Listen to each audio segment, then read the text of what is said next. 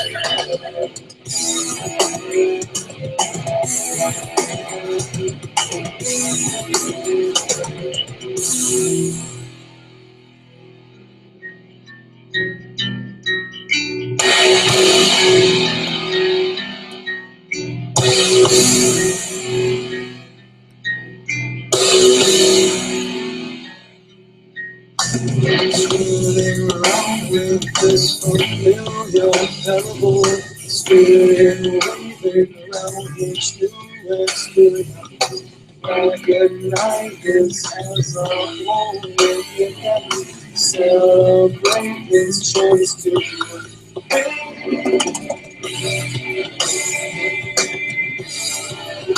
alive and breathing.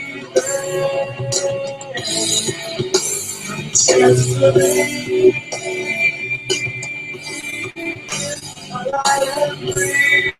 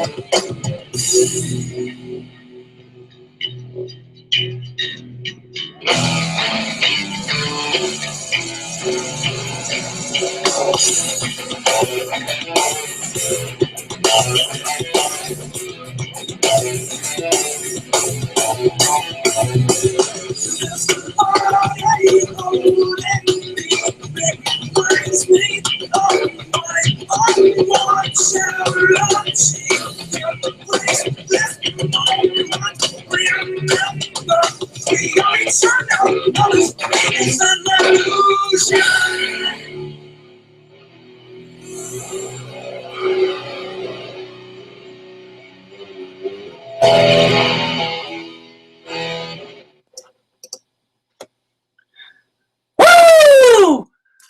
Good morning. Welcome to Tell Me How You Feel. I'm your arrogant host, Uncle Lou. Remember, no topic is off limits. I'm an expert on everything, so whatever you want to talk about today is fine. We can talk about the Falcons or the Super Bowl. We can talk about UGA and recruiting. We can talk about any other team you want to talk about. We can talk about Donald Trump if we need to. Whatever you want to talk about. But let's get started here and go ahead and take the first call. Good morning. You're on with Uncle Lou. Tell me how you feel. Hey, Uncle Lou, it's me. Gators Santai. Go Dogs! Oh, what's up, buddy? What's going on today? Not much going on. What you want to talk about, How sir? about you? Well, I just want to talk about how the UGA is trying to drive the Georgia Bulldogs out of business.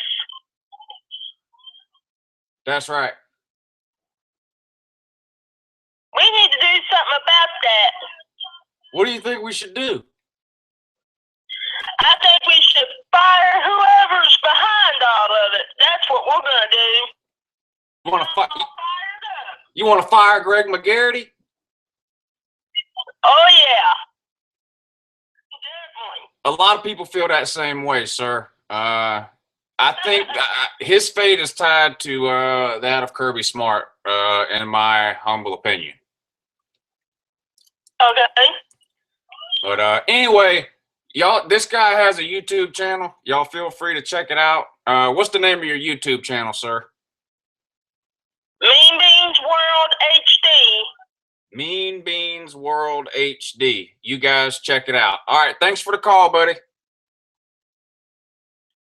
That was a guy who's been following Uncle Lou for a few years. If y'all go over to his channel, Mean Beans World HD, y'all take it easy on him. I don't think I have to say anything else. But anyway, next call. Good morning. You're on with Uncle Lou. Go ahead and tell me how you feel. Hi, Uncle Lou. This is Goss. How you doing, man? Doing good. What's going on today? Not a whole lot. So just to start out, usually, Lou, I feel pretty good until I get down to the bottom of it and the truth about UGA, the football program, and the athletic department. And then I start to get pretty pissed off after that. Well, you definitely called the right number. Yeah, you definitely called the right number. So what exactly is it that's pissing you off today? What pisses me off the most, Lou, is the athletic department seems like they are just soft as hell. I mean, we are supposed to get so much shit done that it's just, it's going to get done next year. Just fixed when it's really not. The IPF is on the way. Just over and over again, we've got excuses and no solutions, and we're in Georgia. Georgia runs the entire Southeast, but in football, we are complacent, and it makes no sense. Vanderbilt had a full-length indoor practice for UGA. Pathetic. Sanford Stadium sound system. Pathetic. Kills us in stadium atmosphere, and it's pitiful. And the fans do not show up because of the athletic department. We're there for the players. And the fact that they just keep putting all this stuff off, it pisses me off. The noon start times kill home field advantage. We can't get a different start time besides 12 o'clock noon for Georgia Tech. We can't get a 7:30 or a 3:30. How many noon games do we have to play this year? Pathetic! And then on top of that, the way that we play at home, especially last year in 2015, we should get refunds on all of my to get those tickets to watch subpar football. It is boring. We were in a pit for just. So I'm really mad. And then we've got fans who condone these excuses, who say, it's okay. And they feel this sense of entitlement because, I went to UGA. The privilege to be able to don the red and black and all this stuff. And they make these excuses and they make it okay. It is not okay. It's not okay. And it's got to come to a stop. And Kirby Smart, he's getting it started, but it should have been done. And we're just now starting to get some results. But in order to get there, we had to go through all this BS with the 2012 season being an exception, but still playing on the 8-yard line against Alabama because we don't know what to do in that situation. It pisses me off. Well, you make a lot of valid points, and you're definitely not the only one that has serious problems with the UGA athletic department as a whole. Now, as far as my 2 cents on Greg McGarity goes, I believe, yeah, I personally believe that his fate right now, for the immediate future anyway, is tied to the fate of Kirby Smart. When you make a hire like that, you sink or swim based on the success of that hire. If Kirby Smart can win the SEC in the next couple of years, then I think it's unlikely that McGarity goes anywhere. If for some reason Kirby gets fired in the next couple of years, then I think you can look for McGarity to go with him. Yeah. I'm hoping that Kirby does good, and I think he's definitely got a lot of momentum in recruiting and the attitude that he brings to the program. I mean, it was a needed change. We were so flat, and I don't understand the downplaying of the Florida game in Jacksonville. And there was a little bit of juice on defense these past 2 seasons, but for the most part under Rick, we show up to that game flat. I don't understand how in the biggest rivalry game of the year you get off the bus or you don't get off the bus. But no emotion. No emotion on the sideline, no hard hit, not playing aggressive. It just blows my mind what goes on down there in Jacksonville. Yeah, I have talked about that before. Now, I understand like the idea that you don't want to make the players seem like some particular game is an all or nothing type game or overhyped or something like that. But the bottom line is, some games are just bigger than others, and there's nothing wrong with setting that expectation with the players, in my opinion. I completely agree. Flat in Jacksonville for several years in a row now, and that is, I mean, you ask 95% of UGA fans, they're going to say that's the one game that matters. Well, maybe not 95. Some people will go with the Tech game maybe. But anyway, that's going to be in everybody's top 2. That's going to be in everybody's top 2. And I don't think there's anything wrong with taking that 2 weeks that you have to prepare for the Florida game and taking 5 or 10 minutes a day and telling letting the team know, hey, this isn't a regular game. This is the Georgia-Florida game. Now, we're fans, so, we get it. And it's hard for us to remember sometimes what it was like to be, an 18, 19-year-old kid. They may not understand the importance of the Georgia-Florida game in the same way that the fans do. Not that the players don't take the game seriously. Of course they do. But there's nothing wrong with letting the players know, hey, this is not a regular game. This is the game of the year, and we need to get up and get excited about it. Rick did it once, the year that we rushed the field and all that. And I'm not saying you need to be doing something like that every year, but you need to be doing something different than what you've been doing the last couple of years, because it's obviously not working. Right. And I mean, Ohio State, Michigan week, you talk to either of those 2 head coaches, and they sit down at the beginning of the week and they say, listen, this is the most important game of the season. I don't care what anybody says. I mean, they don't duck or dodge the importance of that game. Same thing with Alabama, Auburn. It's like, hey, this is why you suited up. This is why you came here. You wanted to play in this game. This is what college football is all about. And we just don't do that. But, outside of that, on defense, we did bring some juice the past 2 seasons. Offense, I mean, we just look stagnant right now in some games. I think that'll improve, hopefully. The verdict's still out on Jim Chaney, but our offensive line was pathetic last year, so I'm going to wait and see year 2 what Chaney can do. But I think Kirby Smart's going to get us going in the right direction. I'm really hoping for that and changing the culture, because the culture of – he was right when he came in and said there's a sense of entitlement here. That just because, I'm at Georgia, things are going to work out. Now, everyone else is out there working their ass off. So we've got to be doing the same thing. We've got to bring it every single week. I mean, the Vanderbilt week, I think if hindsight 2020, if we go back and say, hey, we really got a chance to lose this game on homecoming, I think that could have been a different situation. But, we can't lose games like that anymore. We cannot. We've got to win the games we're supposed to win. We've got to have an upset here and there and start winning the big game. Yeah, and to your point about entitlement, this has been a problem at UJ for years.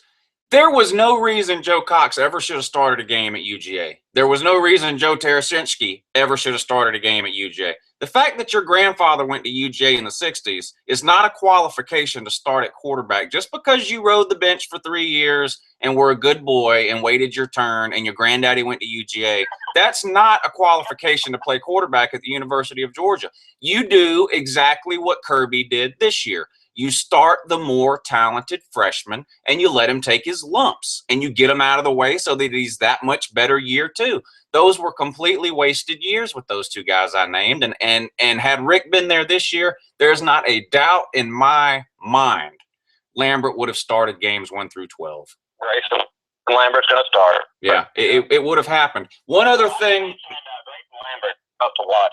Yeah, one other thing before I let you go about the TV times that you mentioned. Now, UGA or the football team is only indirectly to blame for that. The start times of the games are picked by the networks, not by the school.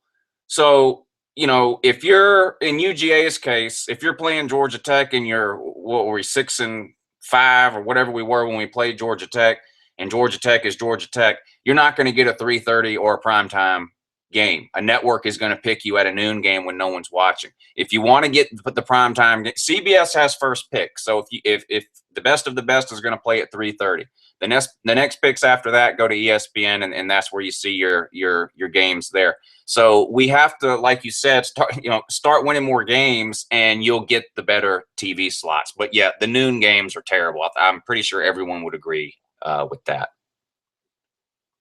Horrible field advantage. Yeah. And, I know a lot of other people want to call in, but I just want to say we appreciate the videos and the honesty. It's hard to get that in a lot of other places. You know, I've written articles and been a member of Dog Sports for years, and you can't really speak your mind over there without being ridiculed. You bring up any deficiencies or you call people out, it's kind of like you get a lot of backlash. And I seriously was thinking of starting my own YouTube channel. And I ended up seeing after the Florida game, Halloween joke about Mark Richt on the news. And that's when I started following you. And after that, I was like, well, somebody's already doing my job for me. And, I just appreciate the honesty, man, because we need more of it. We need more stuff like this. Yeah, I have gotten. I appreciate it. Yeah, I've gotten a few offers over the years to do a few different things, but I've always turned them down because unless someone is going to give me complete autonomy to do what I want to do, I don't want an editor. I don't want someone having to sign off on what I do. Now that has its goods and its bads. I've made a lot of people mad over the years, but like you said, I speak my mind, hate it or love it. It is what it is, but I really appreciate the call and call in again sometime. I'd love to talk to you again. All right, man. Have a good one. Go down. All right. Take care. That was a good call there. The guy knew what he was talking about. He was able to put sentences together, which is an improvement over some of you people that have been calling over the last couple of weeks. So I appreciate that. He made some good points, and he was mad. So overall, just a great call. And so hopefully he'll call back in every once in a while. Well, Falcons won the NFC Championship yesterday. I'm not sure how many of you were surprised by that. If you've been paying attention to the NFL over the last month or so, the Falcons have looked unbeatable. I'm not saying they are unbeatable, but in my opinion, they've been the best team over the last month or so. So I wasn't surprised at all that they made the Super Bowl.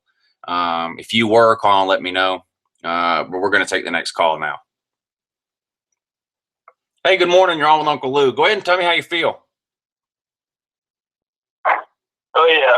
Well, first of all, go Falcons. First time in my lifetime I've ever seen that. Then they get to the Super Bowl. So I've had a pretty good day. But I just want to tell you what really struck me. And probably one that really got me scared yesterday. Okay. On the first few plays, for the ball away by Ha-Ha Clinton Dix.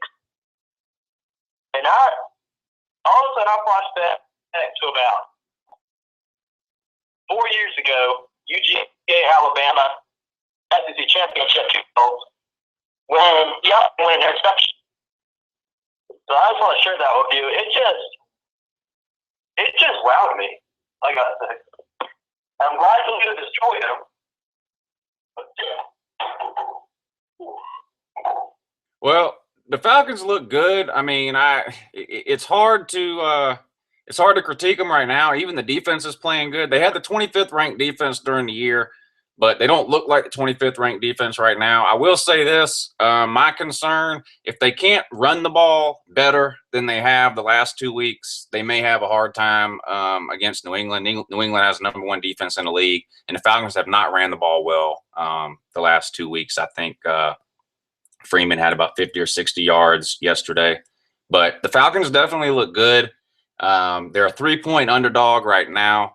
It wouldn't surprise me at all to see that move to 4 or 5 points in New England's favor. But if I had to make a pick right now, I'm picking the Falcons. I just think their offense is too good right now. I agree, man. A lot of people are against us. Probably, everyone on ESPN and CBS stations. Yeah, ESPN picked us to go 5-11 this year. How'd that work out for them? Not too well. Now, your casual fans are going to be on the Atlanta bandwagon because most fans, if you're not a New England fan, most fans are just tired of seeing New England win. So I think the Falcons will have the overall fan support. But, all your talking heads are going to pick New England just because it's Bill Belichick and Tom Brady. And I mean, let's be real, they have been on, one of, if not the best runs in NFL history over the last 10 years. Second run. Yeah, so. Well, it was nice talking to you. Yeah, you too. Thanks for the call.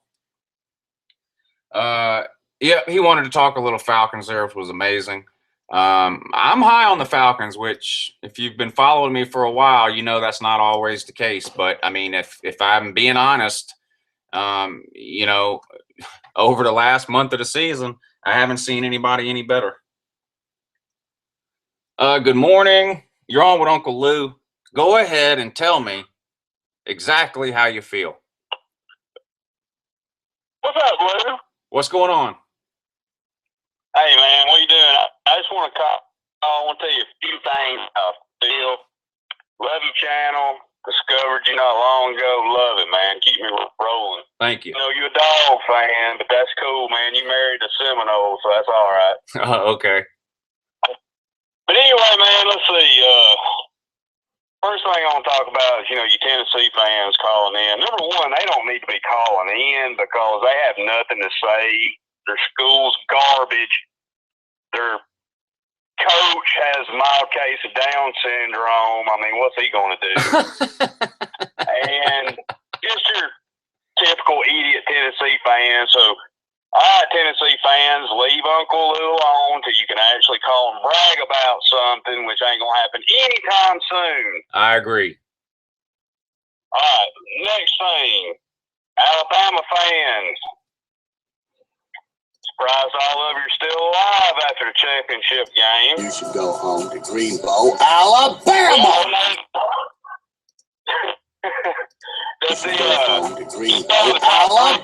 Alabama are first cousins, trailers, and then the Tide, and you can put Auburn in there for a fourth. So that's about all I have to say about Alabama fans and Florida fans. I think I saw where you was talking about Florida fans or Alabama fans. Which one's dumber? No, you said Jim. Oh, the Swamp Dog, Miguel Wayne down there. Well, that's going to be a close tie for first too. I mean, freaking Florida. I mean, I want to get some kind of offense down there. I don't think you can score an offensive touchdown on the Bulls for the last couple of years. Yeah, and Jim McElwain's supposed to be an offensive genius. What? I don't know, man. I don't know what it is. But he can't do nothing. About like Urban Meyer got shut out one of the biggest games of the year. Yeah, that was pathetic. That was pathetic and sad. That was very pathetic and sad, but yeah, the Big Titty Conference as a whole, you guys just need to stay up there, old slow milk-legged boys. And another thing, Michigan fans, I'm so sick of hearing how, well, if Jabril Peppers just would have played, what the hell is he going to do? Watch Dalvin run right by him? That's what he'd have done. Yeah. So enough of you, Big Blue. But anyway, man, I ain't going to take up no more of your time. I'm going to try to call you back every time you do this. You're a lot better than old Paul Feinbaum, his biased ass. But well, before you go, just tell me real quick. I know you're excited about this game, so just give me your quick thoughts on Florida State versus Alabama Week 1 this coming up year. Well, I'll tell you what, man. Of course, anytime you play Bammer, that they pay all the best recruits in the damn nation, so it's always tough. I do think Jalen Hurts is garbage. So as long as we can keep him throwing the ball, I think we'll be fine. But I would rather play him the first game than towards the middle or end of the season. I think we got a good shot, man. I really do. Now that running back that y'all recruited out of Mississippi, Cam Akers, #1 running back recruit in the nation, he's going to play right away, I'm sure, right? I would think so, man. We got old Jacques Patrick back there. He's good, man, but he's not the shifty guy that Cam Akers is. I see no red shirt in Cam Akers' future. Yeah, maybe. And then we got the Laybourne kid, Kalen Laybourne for Virginia, and I think he stood out pretty well in his Under Armour game. So yeah, we're doing okay. And South Carolina fans, I forgot about these dudes. Oh God. Yeah, we just kind of flipped their best recruit the other day. Their 4-star DB that's 6'5". So glad to have you aboard, sir. And Yeah. Champ, you keep not scoring. That's what you do. So that's good. It looks like UGA is about to take their other best recruit, that Jamias Williams. He's a defensive back too.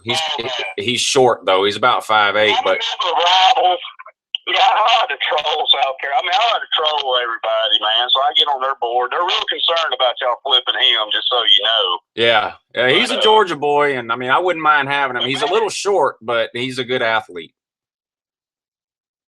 Yeah, you're right. And I'm gonna say this in UGA's defense.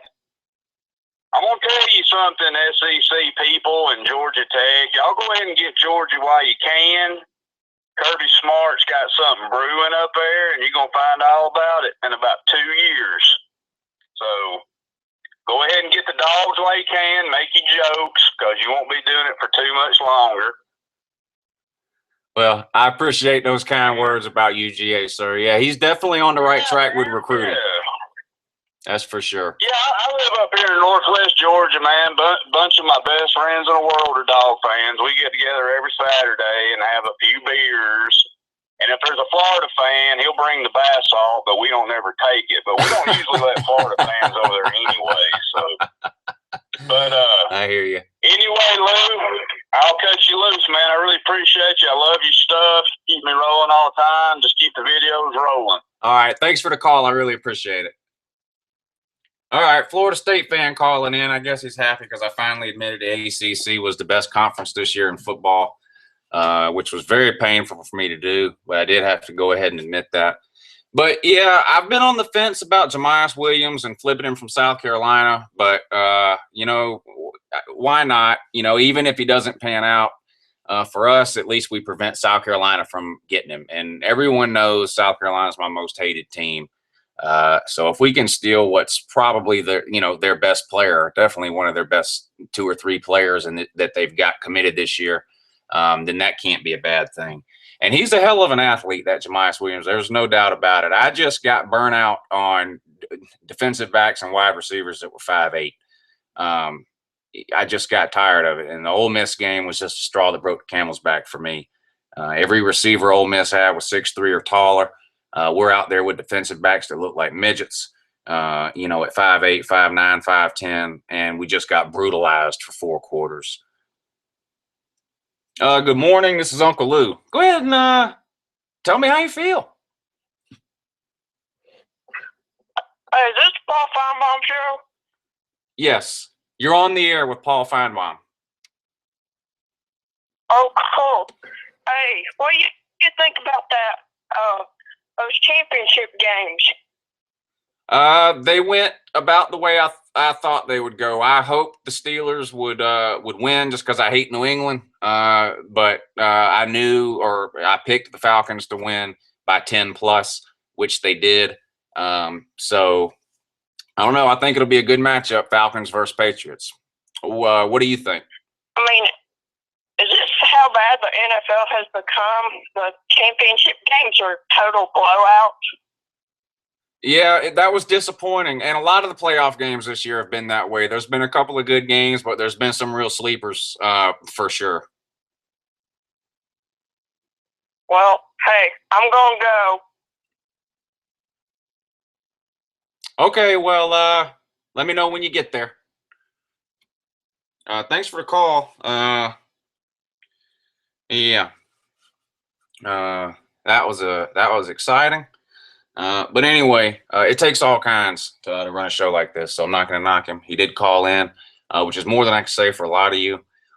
Several of you down in the comments section, that need to be calling in and you're not doing it. Of course, I've told you before, it's a lot easier to type because you can think for an hour and a half about what you want to say, whereas when you call in, you got to be quick and fast, do it on the go. And let's be real, a lot of you people just aren't built for that. But anyway, if you do want to call in, 706-510-6817, call in. Let me know how you feel. Argue with me. Tell me how stupid I am. Tell me how wrong I was on something, whatever you want to do. Talk about anything you want. But, yeah, back to Jamias Williams. I still don't know what's going to end up happening with him. This is going to be a wild next 10 days. Signing day is coming up a week from this Wednesday, so 9-10 days from now. And if you follow recruiting before, then you know that this is like the Wild West of the recruiting period. You'll see commits, decommit, recommit, uncommit, recommit again, flip-flop from one team to another. Georgia's got a hell of a class. ESPN just bumped us up to number 1. I think it was ESPN. 24/7 still has us at number 3. Anything in the top 4 or 5, really, I would be happy with. But, nothing's official till these kids sign on the dotted line on Wednesday. So we'll see what happens. I'm never surprised what happens on signing day anymore. We could lose 2 or 3 guys that we think we have, and we could get 2 or 3 guys that we don't think we're going to get. It happens every year. It's not going to surprise me if it happens again this year. There's a handful of guys that I'm really hoping that is not the case and we end up keeping, but we'll see how it goes.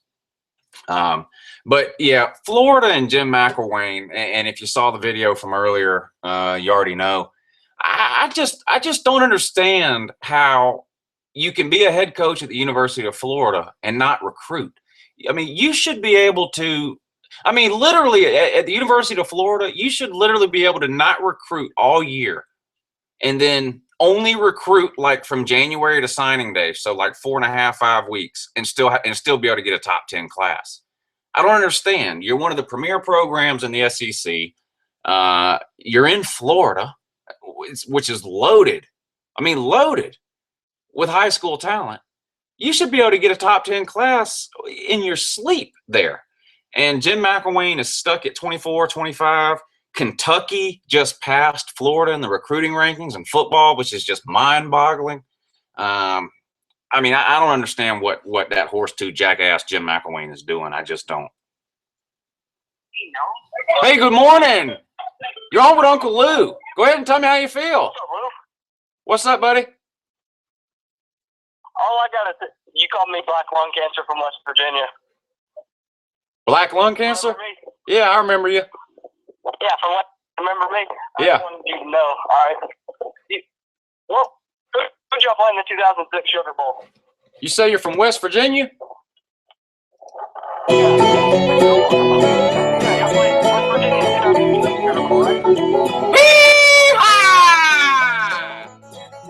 Why don't you go find a pile of shit to kick? Woo! West by God, Virginia. We're in God's country. Now you say you're from West Virginia now? Yeah.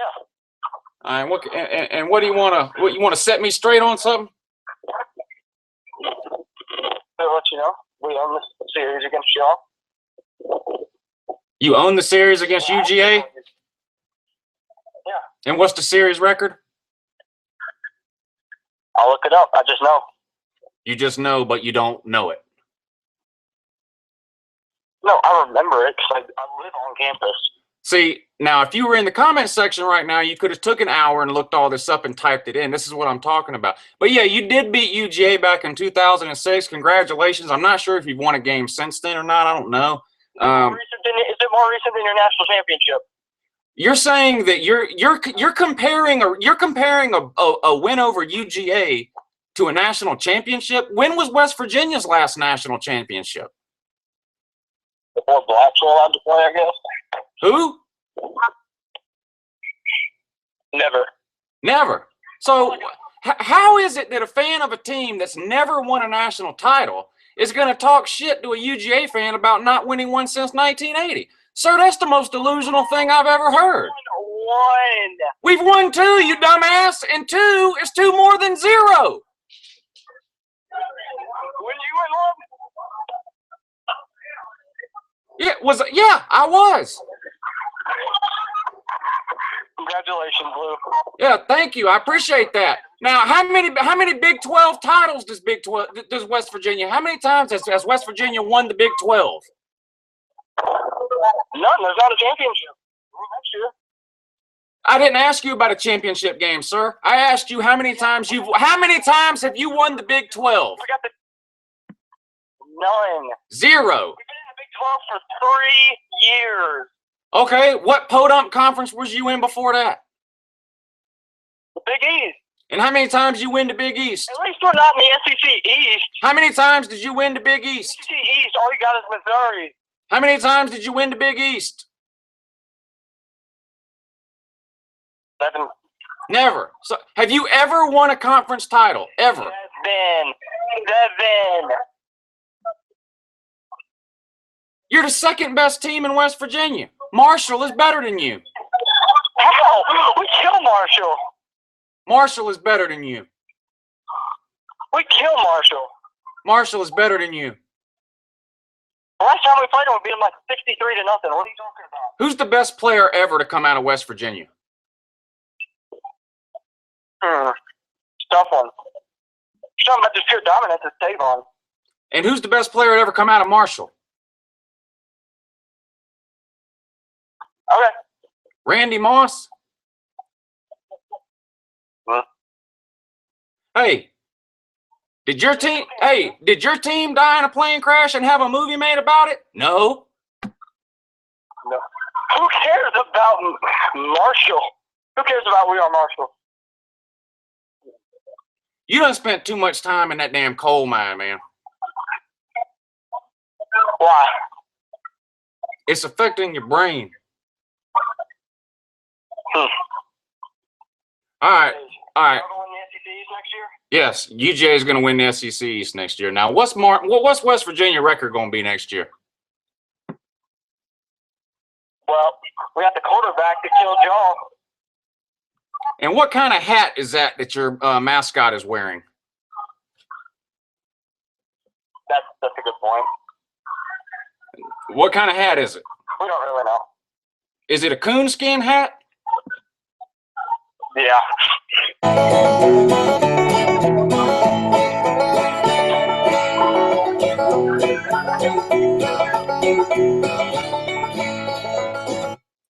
West Virginia is like Tennessee's retarded cousin. The guy hung up. West Virginia is like and look, Tennessee is terrible. West Virginia is like their retarded cousin that you don't even let them outside. Good morning. This is Uncle Lou here. Go ahead and tell me how you feel. Yes. What are your opinions on Clemson season next year? Next year? Yes. They'll be good. No way they'll be as good as they were the last 2 years. That's what I was thinking, because they're losing a lot of their great players. Yeah, now I'm not trying to talk trash about Clemson when I say that, and a lot of their great players can be replaced. Moving that, I mean, they lost, Vic Beasley and a lot of guys on defense. They've lost big wide receivers and everything like that, and they've been okay. But you cannot just replace Deshaun Watson in 1 year. And I know you guys have a lot of great quarterbacks that you've recruited, but Deshaun Watson is not somebody that just gets replaced, in my opinion. Yeah. So now the good news is you're still in the ACC. What do you think about those Volunteers? The Volunteers are going 6-6 next year. Their schedule is way harder than it was last year, and they have half the talent. And they still have Butch Jones and DeBoard as their defensive coordinator. So 6-6 would be a great year for the Voltards. Do you think their recruiting will be good by the next 2 years? Tennessee? Yeah. Oh yeah, Tennessee gets any 3-star they want. Period. Oh my gosh. Yeah. Now, all the good players. 9-3. That's what I'm thinking. Ooh, you must be talking about Clemson. No, Tennessee. Tennessee ain't going 9-3, sir. I mean, they could beat LSU at home. They could beat LSU, you say? Yep, it's at Neyland. I could win $1 million on Powerball next week. Tennessee's not beating LSU. Tennessee's not beating LSU. They're not beating Alabama. They're not beating South Carolina. They're not beating Florida, and they're not beating Georgia. I don't know. Okay, we're gonna beat Georgia. I'm Tennessee and beat Georgia. You're not beating Georgia, sir. Listen to me. Listen, okay? Write this down even if you need to. You lost every good player you had. Dobbs is gone. He's changing oil. He's changing oil on the space shuttle. Kamara's gone. Hurd's gone. Barnett's gone. Cameron Sutton's gone. You scored more points last year than you had. Listen to me. I'm not done letting you listen. Then I'll listen. Tennessee scored the most points in school history last year, and you got rid of your offensive coordinator. You gave up the most points in school history, and you kept your defensive coordinator. Explain. I'll admit that was stupid, but we'll be fine. We're going to rebuild. We're going to have Philip Fulmer for our athletic director. Who's going to be the athletic director? We could have Philip Fulmer as our director. Philip Fulmer? Yep. Greatest coach of all time.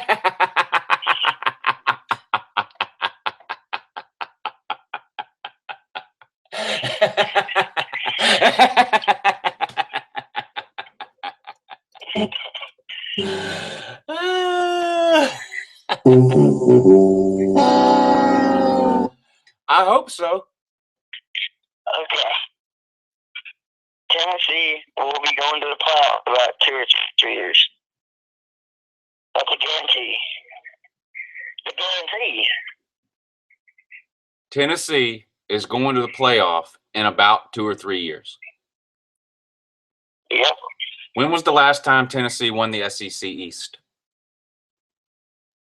That doesn't matter right now. Of course it matters. This is the past. This is the present.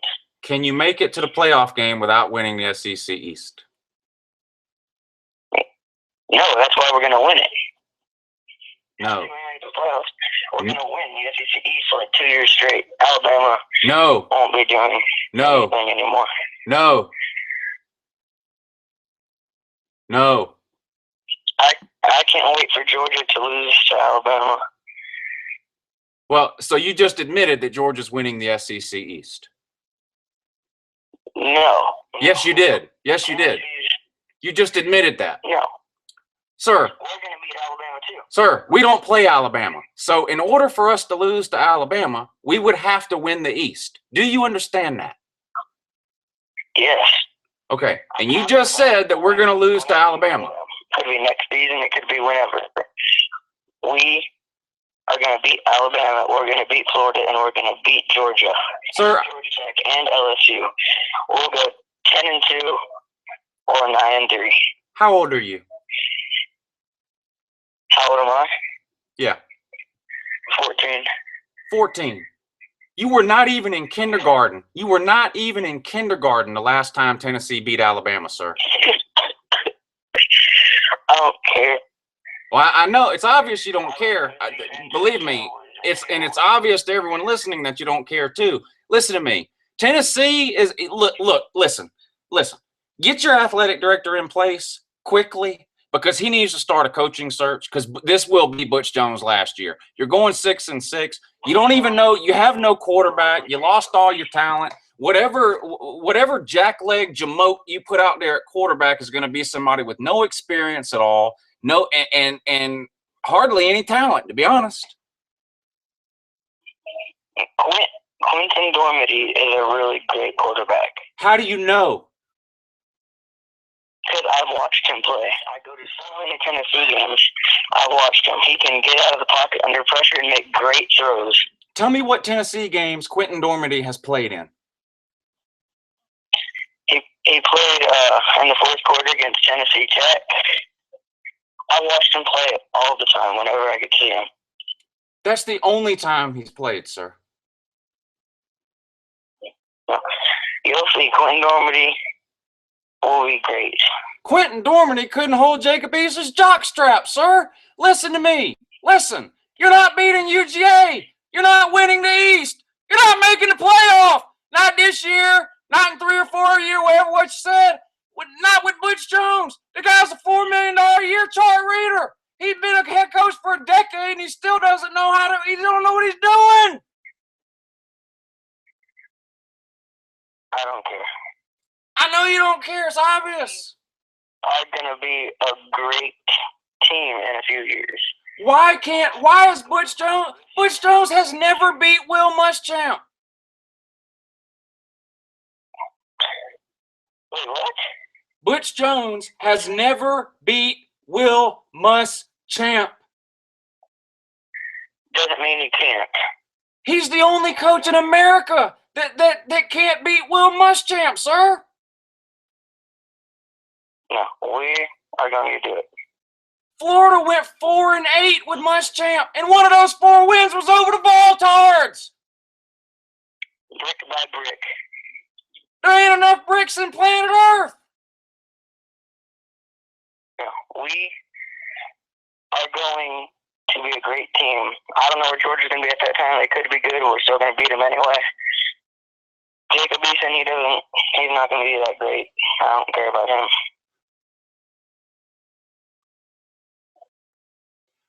Listen,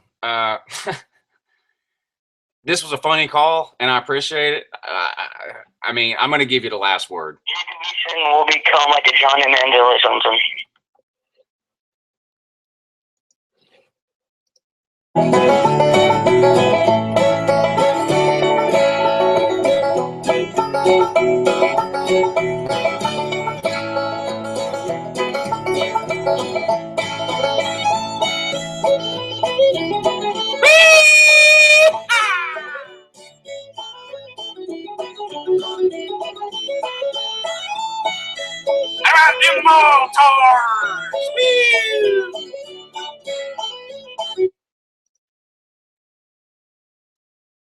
Good morning, and thank you for calling Uncle Lou. Go ahead and tell me how you feel, please.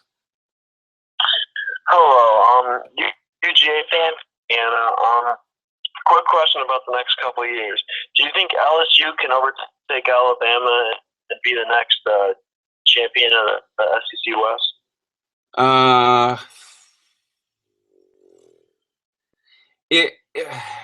You want to say yes just because they have so much talent every year, but I'm not sold on that coach. I know he did good filling in after they fired Les Miles, but I don't know. I think before I say that, I have to see that guy coach a full season. Yeah. I just think they're the best team from the West to give Alabama a run for their money. Yeah, I mean, talent-wise, you can't argue with that. I mean, they've got top 10, top 5 classes year after year after year after year after year. But I don't know. It's hard to say. But then I say, well, okay, if you make me pick a team that's going to knock them off, and I'm not willing to pick LSU, who am I willing to pick? Not Auburn, not Mississippi State, not Ole Miss. I mean, what am I left with? Arkansas and Texas A&M. So I guess I would have to say LSU has the best chance.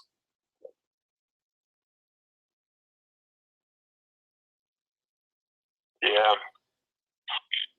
I'm just hoping these next couple of years as a Georgia fan are pretty nice. You know, Tennessee fans are calling listening and down fans. Yeah, I mean, to be honest with you, I want UGA to be the one that knocks Alabama off. If we win the East this year, I hope we play Alabama. Now, I'm going to be happy no matter who we play, but I would love to get an opportunity to take Alabama out in the SEC championship game. Yeah, it's hard living up here. All my friends are Notre Dame fans, and we finally have our shot to play on, and hopefully make a statement there. But I tell them every year we're going to be good, and every year is pretty mediocre. So, well, at least we weren't 3-9. True that. I mean, I thought Notre Dame was going to fire their coach after this year, and they lost their best player to the NFL. Their quarterback was the real deal. He's gone. They went 3-9 last year, so they're going to be breaking in a new quarterback next year. And it's not the first game of the year, so we get a warm-up game against App State before we have to go up there. I think Georgia wins that game. To be honest about Appalachian State, though, I'm kind of scared. Like, they play good every single year against the Big King, and if we can throw a game against Vanderbilt on homecoming and Nicholas State, I mean, a bunch of freshmen in their first game, it could spell disaster. Well, actually, it's sort of a myth that App State plays good against their big opponent every year. Everyone remembers that they beat Michigan 10 years ago, and then everyone knows what happened in the Tennessee game this past season. But in between the Michigan game and this year's Tennessee game, App State lost by an average of 40 points to every Power 5 team they played, including UGA a few years ago. Well, I'm praying. I love 10-2. Like I watch all your videos, and you said I think Florida was a loss, and can't remember the other one. I guess I just have bad memory, but you know, I'd love to be all SEC East champs. So me too. Fingers crossed. Go Dogs, and thanks for the call. Yeah, he's stuck up there in Notre Dame country. That's got to be miserable for a variety of reasons. Number one, it's Indiana. Let's just be real. I can't think of one good reason to live in Indiana. And you've got to be surrounded, I would imagine, by Notre Dame fans who are borderline unbearable. Hey, good morning. You're on with Uncle Lou. Go ahead and tell me how you feel. Whee! What's going on, Uncle Lou? This is Caleb from Columbus, Georgia again. Hey, what's up, buddy? Oh, man, this is like the 10th time I've called. I just didn't hit dial again each time, so finally got through to you. Okay, good. What's going on today? Man, a couple of questions and a comment. Scout.com finally has Georgia at number 1. I'm not sure how reliable you consider them to be, but normally for me, I go off of Scout, Rivals, and 24/7. And Scout right now has us number 1 on the list, followed by Alabama, then Michigan, then Ohio State at number 4. And I think Oklahoma might come in at 5th. But on Rivals and 24/7, they still have us in 3rd place as of right now. We're just shy. We're at 299 as far as the points go, and we're about to hit 300. I think Ohio State's like 301, and Alabama just lost a 4-star and went from 311 down to 307. So we're steadily climbing. I know we got a couple of recruits that are looking at maybe South Carolina too. But what do you think the odds are on us maybe closing out at number 1 or number 2 instead of us being at 3 for the last few months? Could we move up and beat Ohio State out or Alabama? I have a feeling. I actually said this a couple of weeks ago, so I might as well stick to it, or else somebody's going to say, "Lose backtracking." I think we will pass Alabama, but I also think Ohio State pass. I think we finished second behind Ohio State, and Alabama finishes third. Now, the issue then becomes, like you already mentioned, there's a half a dozen major recruiting services. So now I personally use 24/7 every time, just so I can be consistent when I'm talking in my videos or making posts on Facebook or whatever. If I bounce from site to site, then someone comes back and says, well, yesterday you said they were 2, now you're saying they're 3. So I always use the 24/7 composite index, which is basically an average of all the major services. But I think generally speaking, if I had to bet right now, I would say Ohio State, Georgia, Alabama, 1, 2, and 3. Ohio State, Georgia, and Alabama. Hey, man, I'll take it after the last 5 or 6 cycles we've had. We haven't even been close to the top 3. Or, I mean, we've been close, but not close enough for, I think, a lot of Georgia fan standards. But have you noticed, have you seen where Alabama hired a co-offensive coordinator? They actually moved the guy up to help Sarkisian coordinate the offense. And I was going to ask you, there's this old adage that says if you're running a 2-quarterback system, that means you don't have any quarterbacks. Do you think the same applies for the offensive coordinator position? Do you think Nick Saban's a little bit concerned about the way that his offense is going now that Lane Kiffin's gone, and he decided to put 2 heads together to make the offense that he kind of wants to see? The whole probably 2 heads are probably better than 1 in that case, but if you're having to put 2 heads together for one offense, especially at Alabama, maybe you don't have an offensive coordinator. I just wanted to get your take on that and see where you stood. Okay, now I'm not taking anything away from Clemson with what I'm about to say here, but I really think Nick Saban, I think he screwed up with the Lane Kiffin thing. I think he thought he was untouchable and that he, no matter what he did, Alabama was going to be Alabama and there wasn't going to be any drop off and this and that. And maybe Clemson's defense is just that good. I don't know. But Jalen Hurts looked like a complete disaster in that game to me. And I don't see how, to me, running off Lane Kiffin the week before the game looked like it had an impact to me. Now, does that mean that Sarkisian's no good? I don't know. I don't know. As far as having 2 offensive coordinators, I don't know what Saban's whole thinking is. I mean, he's basically started a halfway house for discredited coaches over there at Alabama. I mean, he brought Lane Kiffin in. I brought, Sarkisian in. Now I guess he doesn't trust Sarkisian now. And I haven't heard what you're telling me about the 2 offensive coordinators. So this is the first time hearing of it. I don't know if he doesn't trust Sarkisian. I don't know if Sarkisian fell off the wagon. I mean, I have no idea. It doesn't make a lot of sense to me to have. I don't see how any 2 coaches can have perfectly ideal and exact similar philosophies. I don't understand the 2 offensive coordinator situation. Hey, I don't either. And look, check him out. The guy coached up north somewhere. It may have been, I know he coached at Maryland. And at one of the 2 schools that this guy that he brought up, he's an offensive analyst at Alabama that was promoted here this week, or it was late last week, by Nick Saban to help run the offense. He's a co-offensive coordinator with Steve Sarkisian, and they said that this guy had 5,000 yards of total offense at Maryland or one of the other schools. He had been the OC at 2 different schools up north, and Maryland was one of them. But at one, he had like 3 straight years of consecutive 5,000 yards total season. I mean, that's pretty good. But I was just kind of. I was wondering, like, wait a second, not many teams have co-coordinators at all. If you do, most of the time it's kind of like, well, I don't have faith in one. Maybe I'll kind of give them both a shot there at the same time. So I want to get your take on that. But yeah, I'm totally, as far as Jim McElwain in Florida, I don't get that guy, man. And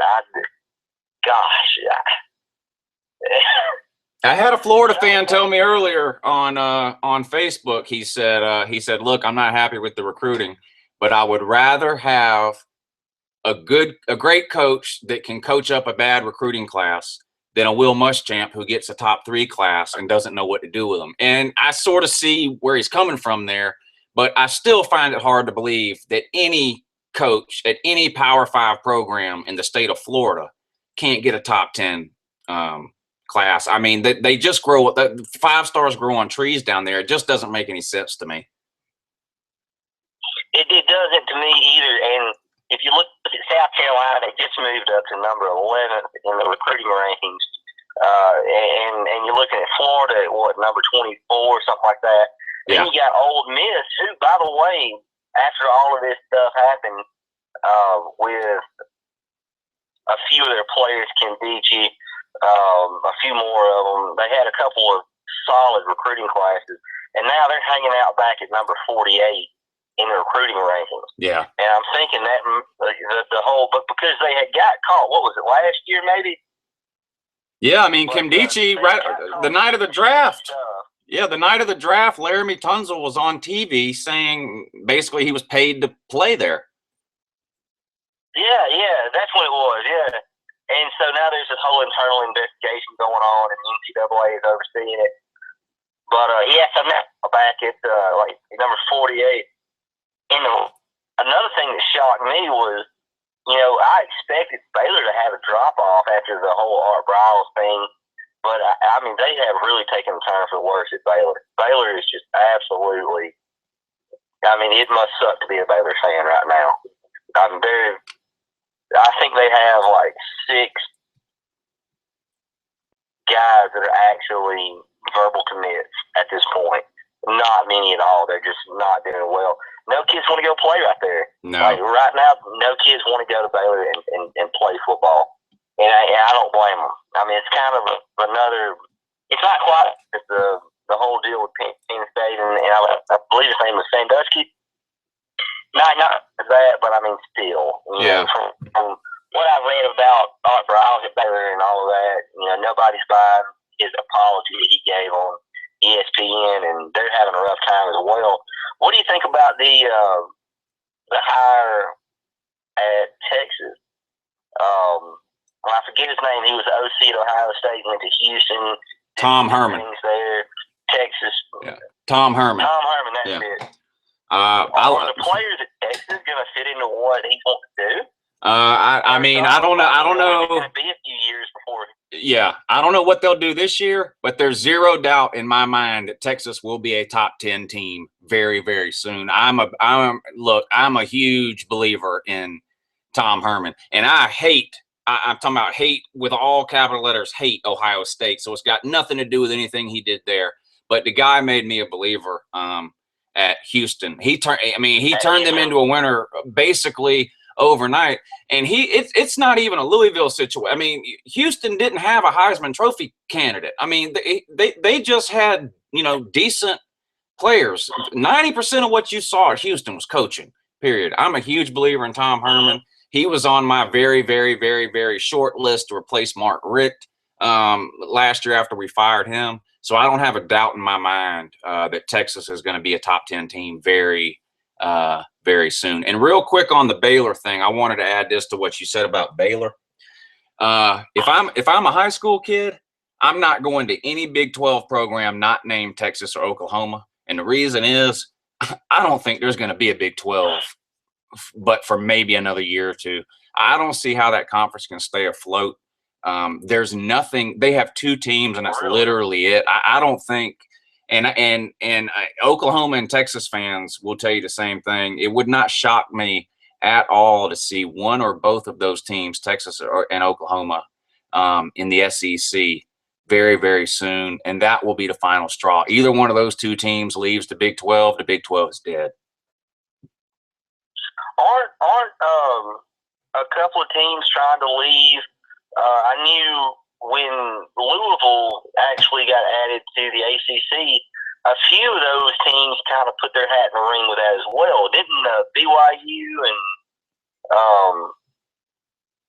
who else was it? It seems like there might have been a couple of teams from the Big 12 that kind of put their hat in the ring to actually join that, like the ACC, and to try to get out of there because there's no conference championship.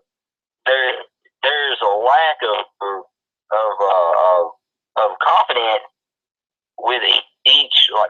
them that they might have a shot at actually going to play a national championship or be in the playoff because they don't have a conference championship.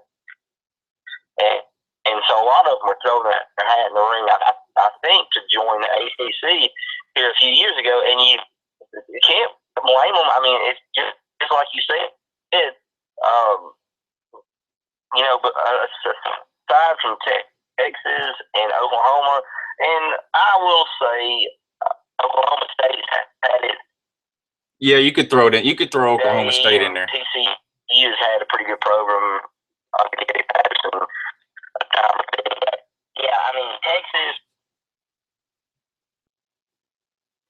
and pretty much Texas is the only blue blood, maybe Oklahoma, but I think Texas is probably the blue blood in the Big 12. Things like. Hey, listen, you're breaking up real bad. I don't even know if you can hear me anymore. If you can, thanks for the call.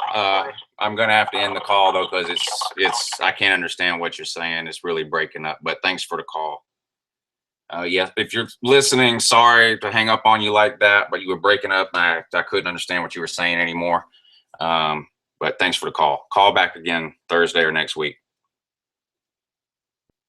Good morning. You're on with Uncle Lou. Tell me how you feel.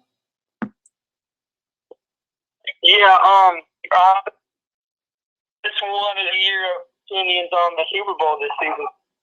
I think the Falcons are going to win. I think it'll be a good game, but I think the Falcons offense is just too much. They have too many weapons. I mean, they've got like 49 different players have caught touchdown passes this year. I mean, I'm exaggerating, but it was an NFL record. I forget what it was. 14 or 15 different people caught touchdown passes this year. Matt Ryan is the league MVP. He's lighting it up. He can do no wrong the last month. Yeah. The one thing that worries me about the Falcons, I mentioned this earlier, is their running game. They haven't ran the ball that well the last 2 weeks, and New England does have the #1 defense in the NFL. So that would be my concern. However, that being said, I just can't see the Falcons losing right now. I just think they're playing too good. Yeah, I see the Falcons beating them by at least 20 and maybe even more than that. Oh, wow. I don't know about that. That's a bold prediction for sure. The man said Falcons by 20 or more. Yeah. But I do think they'll win. But wow, yeah, you think it's going to be a blowout then? Yeah, I do. I see Matty Ice going off, and I don't see the Patriots being able to put any points on the board. Not much. Yeah, I mean, lucky for the Falcons, the Super Bowls are played in neutral site games, and this one happens to be played down south in Houston where it's not going to be cold. Now, if we had to go up and play Tom Brady in New England, I'd probably pick New England to win the game. But I just don't think Falcons can be beat by another team right now. The only thing that could beat them right now would be injuries or cold weather. And hopefully we don't have any injuries, and I know we won't have no snow or ice in Houston. So I think Falcons are gonna win. Same here. Well, thanks for taking the call, man. All right, no problem. Yeah, he wanted to talk about the Super Bowl. A lot of people talking about Alabama today, though. Hello. My name's Forrest Gump.